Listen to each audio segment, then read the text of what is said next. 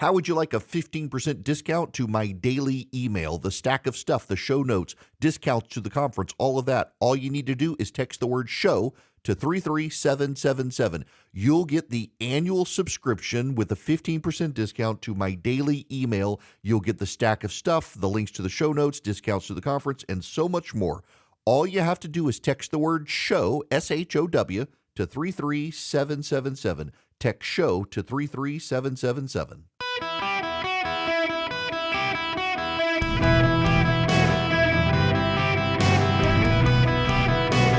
Welcome to the Eric Erickson Show podcast, Hour 3.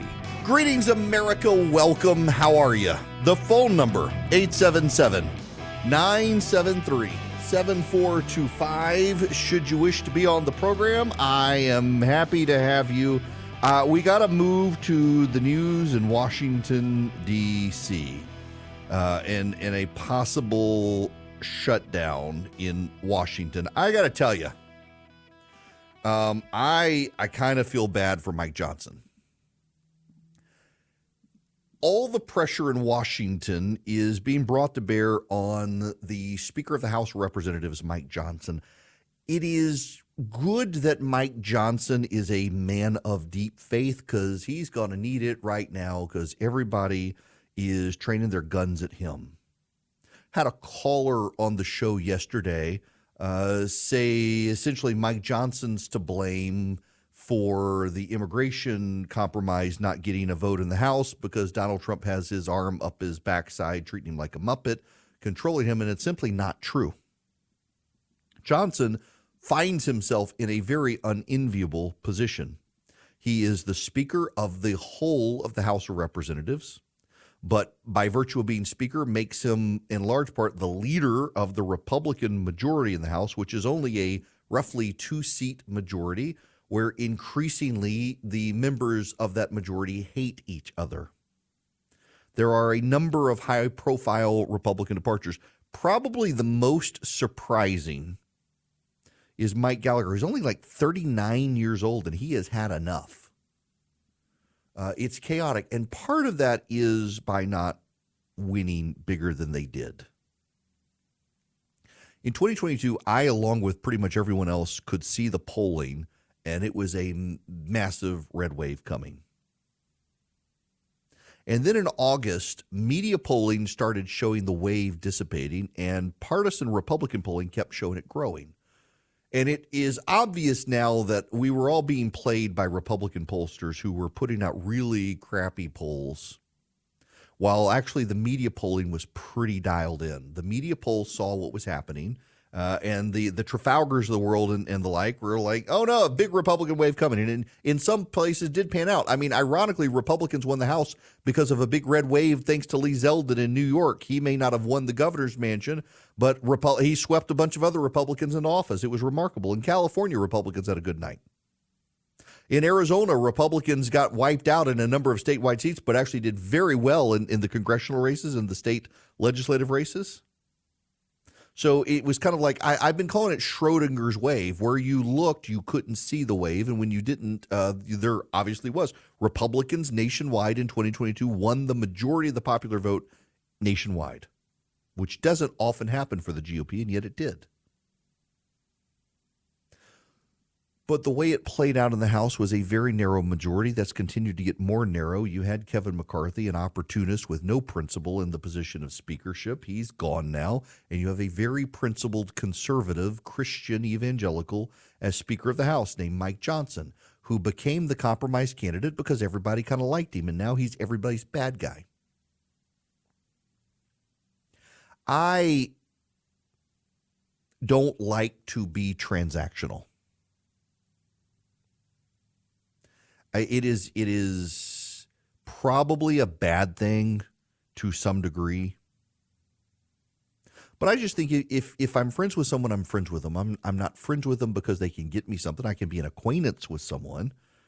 But if I decide I'm someone's friend, it means something to me to be someone's friend. It means something to not be transactional. And by all accounts, Mike Johnson is not a very transactional guy in a very transactional business. And many of the people around him who liked him and respected him, put him in the speaker's office, and then became very transactional with him. And there's got to be some level of frustration on his part there because he's got a 2-seat majority, and the Republican majority, they don't like each other. The Democrats are holding firm. See, the problem is that on the Republican side, in all candor and honesty, there are a number of Republicans who it doesn't matter if they're in the majority or the minority. They can fundraise, they can make a name for themselves, and they're in Washington and get on TV. Matt Gaetz comes to mind, for example, Marjorie Taylor Greene and others. Doesn't matter if they're in the majority or the minority. They still get the clout, they get the fame, they get the notoriety, they get the attention, they get the fundraising. They get the parties, they get to hang out with Donald Trump, and they love all that. On the Democratic side, if you're Ilhan Omar or Rashida Tlaib or Alexandria Ocasio-Cortez, you can't get your progressive agenda done if you're in the minority. When you're a do-nothing populist who just wants to watch it all burn, doesn't matter whether you're in the majority or the minority, you can still strike matches. So Mike Johnson has to deal with a group of Republicans who actually wish to accomplish something and a group of Republicans who don't want to accomplish those things and a group of Republicans who don't want to accomplish anything except get on Fox News and go to Mar-a-Lago. It is an unenviable position. I'm hoping to meet him next week. So I'm a native of Louisiana, and I actually really I think it's kind of cool that there's a Speaker of the House from Louisiana, even if it is a Yankee speaker. So when I was growing up, my grandmother, who's from Plaquemine, Louisiana, she insisted that if you live north of Alexandria, Louisiana, you were a Yankee. Now, we know that's not true, but in Louisiana, there's still northern Louisiana and South Louisiana are two completely separate cultures. You get south of Alexandria, Louisiana, which is the middle of the state, right smack in the middle of the boot. It's kind of like the ankle bone in Louisiana. And north of there they're Baptists, and south of there they're Catholics. Now, I grew up in a Southern Baptist household. And you go further south and you're more Catholic and you start to speak French. It's a wonderful state. Y'all, I love my home state. I live in Georgia and have for 20 years, but I love my home state of Louisiana. The people, the food, it doesn't matter who you are. It doesn't matter your party. It doesn't matter your background. In Louisiana, everybody is part of Louisiana. But Mike Johnson's kind of a Yankee. He's from Shreveport. It's like East Dallas. But that's okay. He's one of us, and so we take him. He was a great conservative member of the Louisiana legislature before he got into Congress. He's been a great conservative in Congress, and now he's the Speaker of the House, and he is the most put-upon member of the House of Representatives. This is from Axios. Mike Johnson cornered at intense White House meeting. Essentially, Chuck Schumer and Mitch McConnell and Hakeem Jeffries.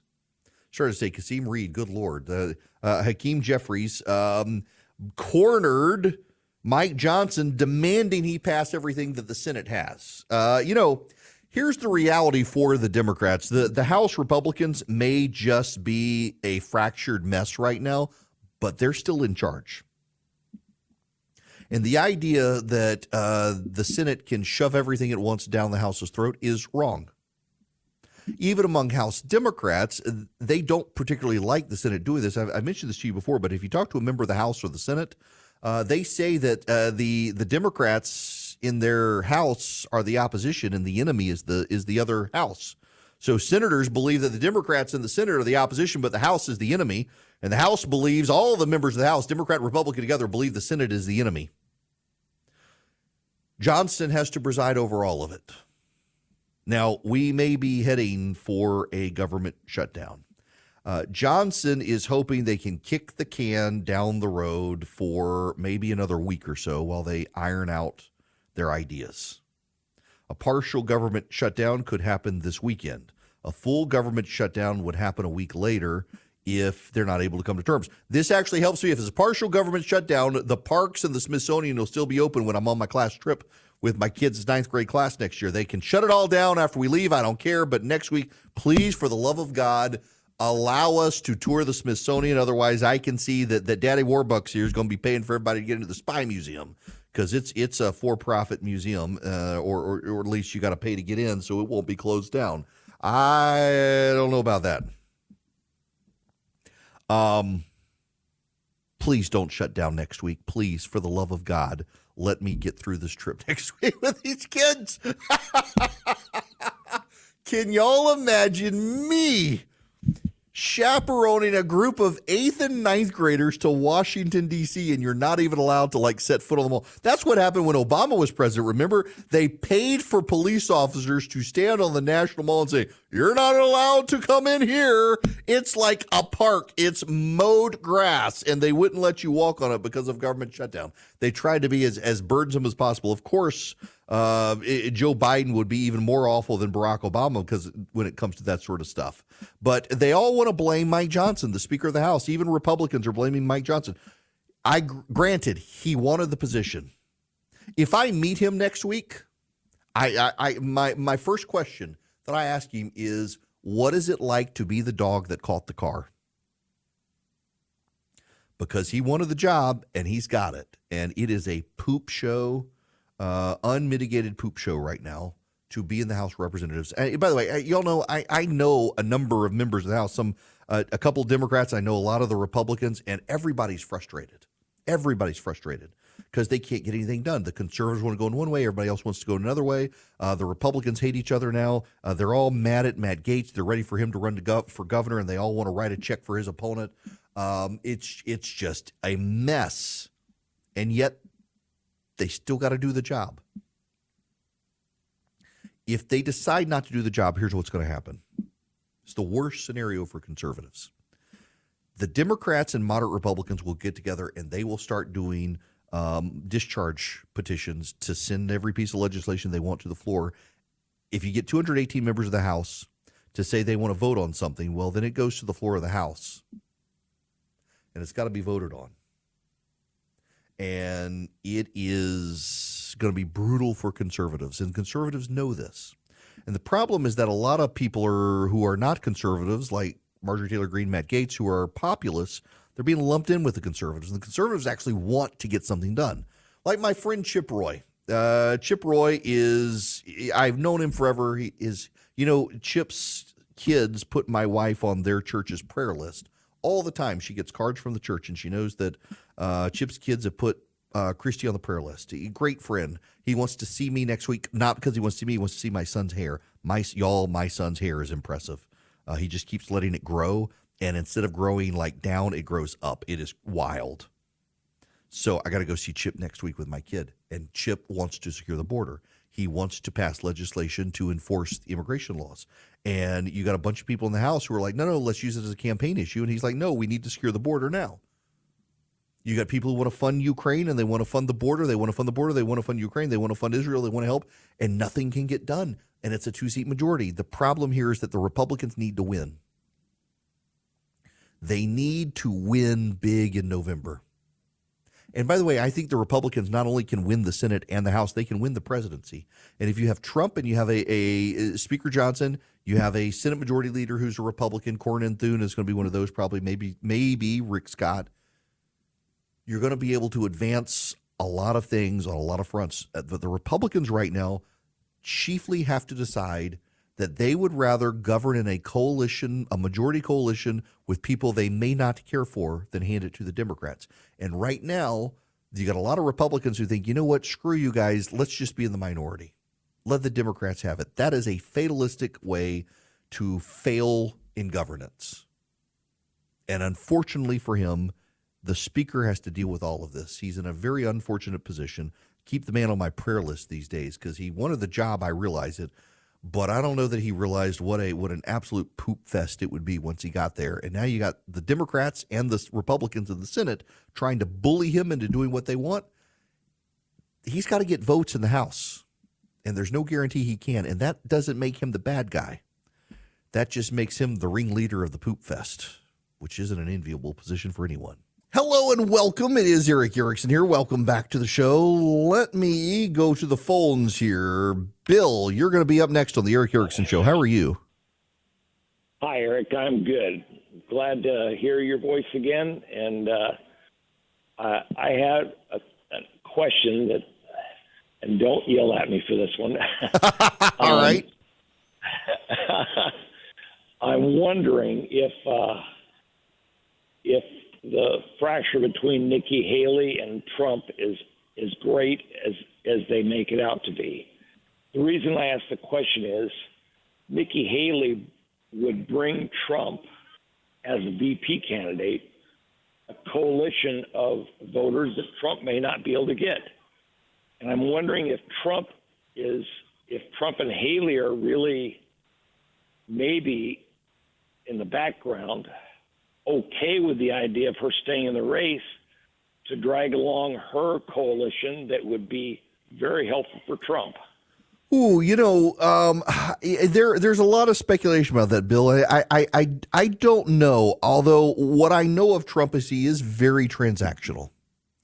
If the time comes for Haley to drop out, and the time will come, she'll be out of money, and she is willing to endorse Trump, all will be forgiven by Trump, but not necessarily those around him. There will be a lot of those around him who remain unhappy with her. There's a lot of ill will towards Ron DeSantis still. A number of people on the Trump campaign still attack Ron DeSantis on a pretty regular basis. You are right. Haley would bring to Trump a coalition of Trump hesitant voters. If she can do it and she's there, much like in 2016, Mike Pence was the person who could persuade evangelicals to side with Trump. That's why Pence was the VP. Haley might be able to do the same. It's intriguing. I know a number of people who make it more likely they would support Trump if someone like Haley were by his side. But I don't know the mind of the Trump campaign. They've got some ideas of people, and she's not on the list. I do know she's not on the list. We'll see. Now, I want you to be on the list at Hillsdale College for taking this great class from Victor Davis Hanson. I mentioned you guys the great classes they offer on the Constitution. They've got a great one on C.S. Lewis and so much more. And right now, they're offering for free a class on American citizenship and its decline in the world and what it means to the world to be an American citizen. Victor Davis Hanson, he teaches it. And all you have to do is go to ericforhillsdale.com and sign up for it. ERICK, ericforhillsdale.com. You can begin a relationship with Hillsdale College by taking a class with Victor Davis Hanson on American citizenship. That's fantastic. You really should do this. He's such a great guy, brilliant lecturer. They're video classes that you can take at your own pace. All you do is go to ericforhillsdale.com today, ERICK, ericforhillsdale.com. It's also a great way to get your foot in the Hillsdale community because they're so educational. They're stewards of American constitutionalism, and they really want your support and friendship along the way. ericforhillsdale.com. Go check them out today. So worth it. Hello there. Welcome. It is Eric Erickson. The phone number, 877-973-7425. We're having lots of conversations these days about illegal immigration and illegal immigrants crossing the border. And there's now been a death in Athens, Georgia, that's a murder tied to an illegal immigrant. The rape of a girl in Louisiana, the murder of a 2-year-old in Maryland, the murder of a couple in Colorado. You know what we don't spend a whole lot of time talking about, but it comes up in these conversations, is the fentanyl situation. It's a story out, let me just read this to you, roughly 62,000 pounds of fentanyl smuggled into California was confiscated by authorities in 2023. The total amount of the potent synthetic opioids seized last year, according to Governor Gavin Newsom, is enough to kill the global population twice over. In 2023, the California National Guard supported other law enforcement agencies in counter-drug operations across the state, seizing a record 62,000 pounds of fentanyl at ports of entry. It's unclear what means were used to smuggle the opioid and what form the fentanyl was in when it ships. Compared with just a few years ago, the amount of fentanyl seized by authorities has dramatically surged. In 2021, California authorities seized more than 5,300 pounds of the drug with a street value of $64 million. In 2022, that rose to 28,000 pounds with a street value of $230 million. The total amount of fentanyl seized in 2023 would be worth roughly $670 million. It's unclear whether the leap in the amount of fentanyl seized was due to a large number of officers making seizures or whether traffickers greatly ramped up the amount of drug they were trying to smuggle into the state. That's just California.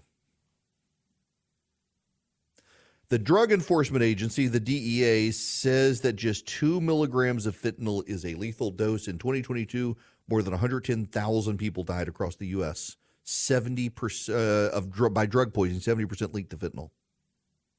I mentioned this before. I have a friend of mine, and I will state I know he doesn't do drugs. And he's telling me this story. Honestly, these sorts of stories I hear more and more, but I'm just mindful of this one, that he was in a party.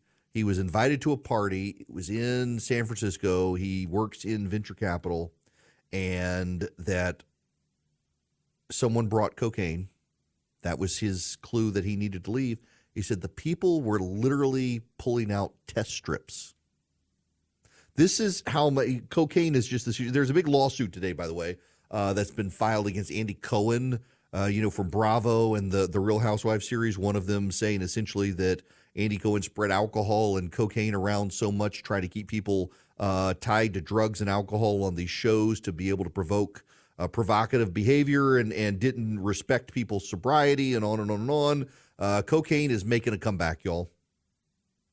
I hear this particularly in tech circles. I was telling you about this one friend separately. A different friend of mine said basically the same thing in the tech circles. He's in the tech community, and that his boss just casually uses cocaine on the golf course. And this is these friends of mine. They're both good guys, and it's kind of those were the signs they needed to find new jobs. And one of them has, the other is looking, and it just when you're surrounded by a bunch of cokeheads, it's not a stable environment. They realize it. They're getting out of it, but it is becoming a common thing in tech circles. I have a friend of mine who is a CEO. Y'all would all know of a tech company. Y'all would all know, and he's one of the big issues he deals with is executives at his company and drug habits in Silicon Valley. He does not. But he's like, it is a huge problem among the 20 and 30 something millionaires.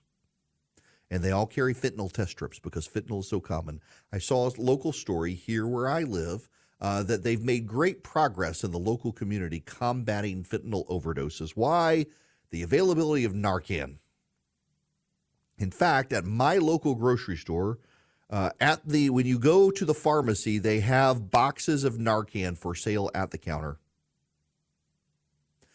Where is it? I think it's in San Francisco or Los Angeles, one somewhere in California. Local governments are asking people to carry Narcan with them. Like regular, ordinary, non-drug using citizens are being asked to carry Narcan just in case they see someone going into overdose. There's a comedian, Matt Rife. My wife actually introduced me to him. My wife follows his comedy account. He's very funny. He's notorious for just off the cuff remarks. I can't play you his stuff on air. It's profanity laced, which my wife complains about. But it says it's just amazing to watch this guy. He's so quick on his feet, engaging with the audiences at his shows. Is what he's known for. But he's actually has stand up. You can see his stand up on Netflix.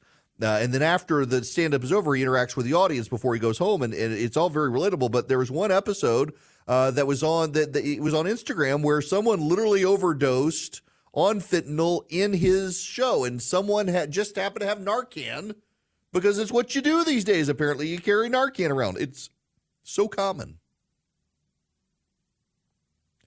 and so much of it is tied to the border.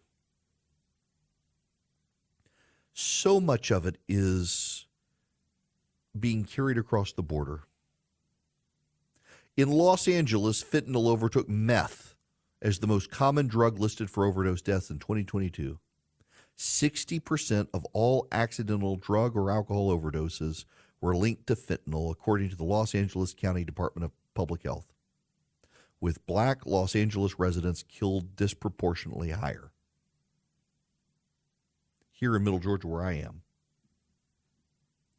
5 people died 2 years ago. They had smoked marijuana that was laced with fentanyl, and they all died. Why is fentanyl being laced into drugs? Because it makes the drugs much more addictive. Now, the marijuana that is grown today, in fact, there's a study actually in Bloomberg that people who think that giving up alcohol for marijuana are improving their lifestyles. Actually, marijuana is now being, more and more studies are showing you have higher rates of stroke and heart disease with marijuana than with alcohol. 25% higher chance of a heart attack, 42% higher chance of a stroke than non-users of marijuana. But marijuana is now much more potent the way it has been grown, and vaping in particular concentrates, much higher concentrations, can become addictive. The hippies used to tell you, it's not addictive. I can quit whenever I want. I just don't want to quit. Now it actually can be habit forming because of its potency, among other things. But to really make people who smoke, not the edibles, not the concentrates, but just the green leafy, stinky marijuana that smells like a skunk, they lace it with fentanyl. And if they get the dosing right, it becomes much more addictive, and you're going to go back for more. It's going to increase the high, and you're going to want it more. You're going to crave it, and you go back for more. But it's real hard for amateur guy on the street to lace the fentanyl in it without killing you. And all of this is tied to illegal immigration. We can focus on Laken Riley, who's murdered by an illegal immigrant. We can focus on the 14-year-old girl in Kenner, Louisiana, who was raped by an illegal immigrant. We can focus on the 2-year-old boy in Prince George County, Maryland, who was killed by an illegal immigrant. We can focus on the married couple in Denver, Colorado, that was killed by an illegal immigrant.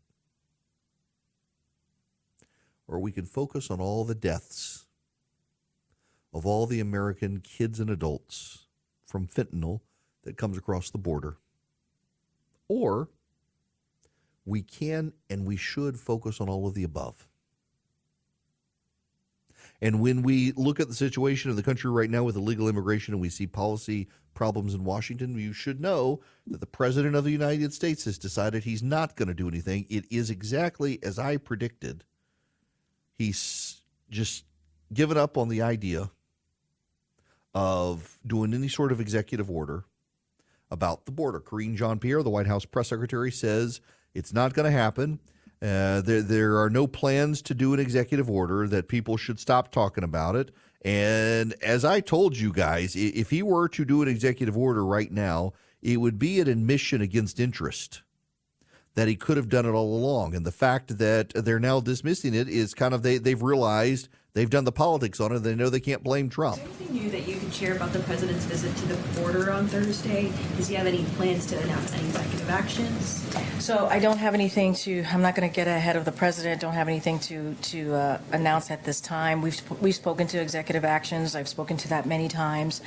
We think the bottom line is the way to have dealt with this border, the challenge that we see at the border, what we see with this immigration, a broken immigration system that has been broken for decades, is if Republicans have moved forward with the bipartisan deal that came out of the Senate. But instead of doing that, they listened to Donald Trump, the former president, and they made it about politics. They did not make it about an issue that majority of Americans care about. So they want to play politics with it too.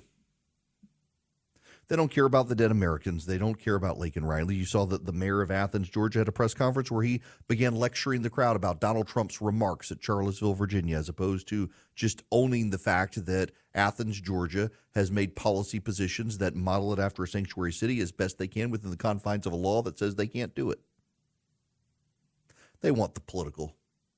They want to make it about politics. Your dead child of an overdose or your murdered child by an illegal alien is a convenient prop. Doesn't make them come back. Doesn't heal the wounds. Doesn't do anything to benefit any American. But both sides get a prop for the conversation without actually doing anything. The president could close the border. He could do it. But he knows that if he were to do it by an executive order, the question would be, why didn't you do it sooner? So he won't do anything and instead will blame the Republicans. And of course, the Republicans, there's a package. They could negotiate it. They could amend it. They could improve it. But instead, they decided they would rather not do anything. They would rather run on the issue as well. Make it an issue. Make it a polling issue. Here's the problem for the Democrats. Despite all they want to do and all they want to complain about and all they want to say is the Republicans' fault because they wouldn't pass the deal, majority of Americans, Democrat, Republican, Independent, show they blame Joe Biden and the Democrats, not the Republicans. And they're right to do so because it's the Democrats who have for a very long time refused to deal with this issue unless there was a big amnesty package. People don't want amnesty. They want a secured border. Now, let me tell you about Vision Computers. You guys may not care about the border, but you care about your computer system. You care about your company. I've talked to those of you who may need your own computer. If you're a small business, let me just say this. It is expensive to hire an in-house IT guy.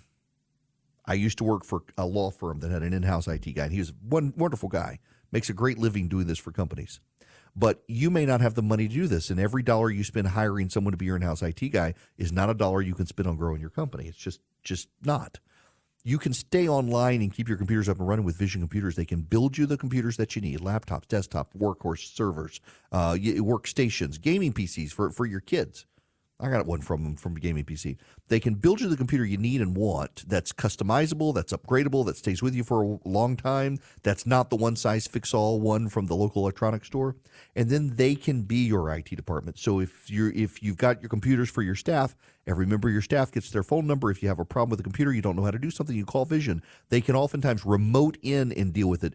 Printer setup, email setup. They can help you with all of that stuff. They make it easy to keep you online and keep you making money without having to hire the in-house guy. And it's fantastic service. They don't put you in a queue. They don't make you wait. They don't make you let them call you back. They answer 15 seconds or less. Faster than a Google search. So they save you money and they keep you online and they build quality products, y'all. They do a great job. Any one of you nationwide listening right now, from Salem, Oregon to Miami, Florida, you can take advantage of Vision Computers. VisionComputers.com. VisionComputers.com. Or better yet, call them at 404-COMPUTE. Tell them I sent you, and they'll save you even more money. They are a great company. Jim, my board op, y'all don't hear his voice, but Jim has been doing business with Vision Computers for over 15 years.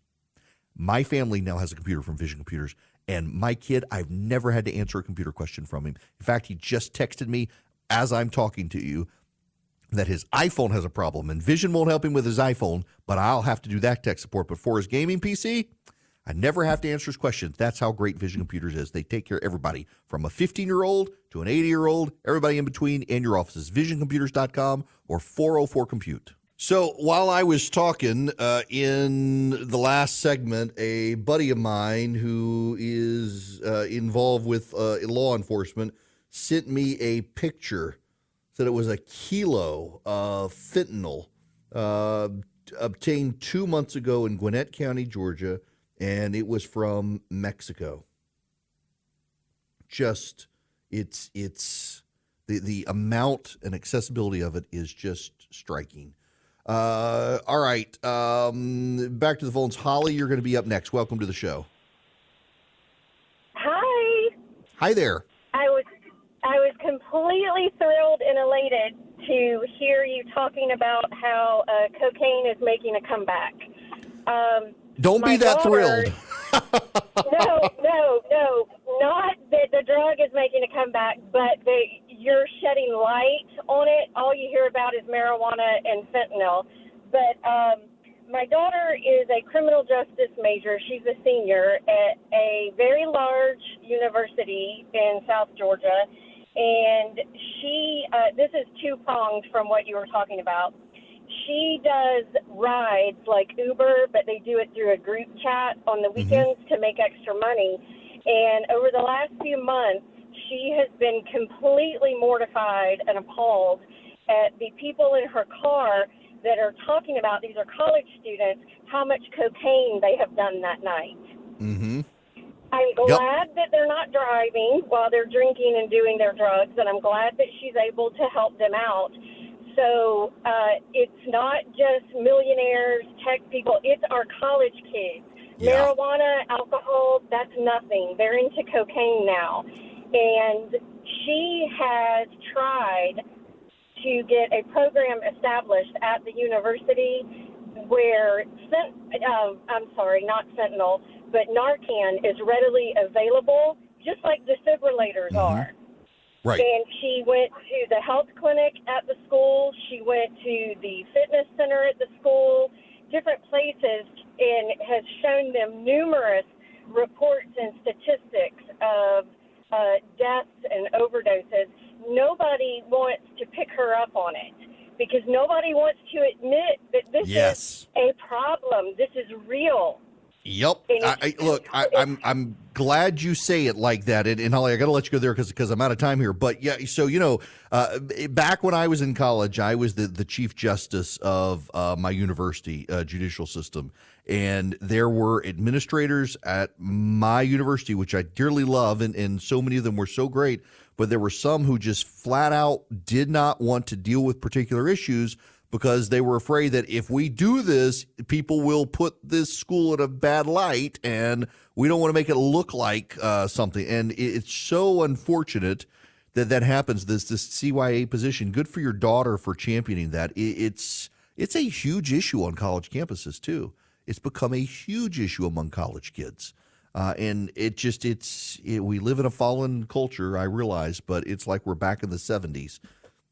So much of today feels like the 1970s. Where is our Ronald Reagan to be the optimistic, happy warrior to lift us out of it? I don't know. Hopefully they're on the horizon somewhere coming soon. All right, we are out of time. Be back with you guys tomorrow. We'll see if the government shuts down because they got to get this resolved by tomorrow. And hey, it's the leap year day tomorrow.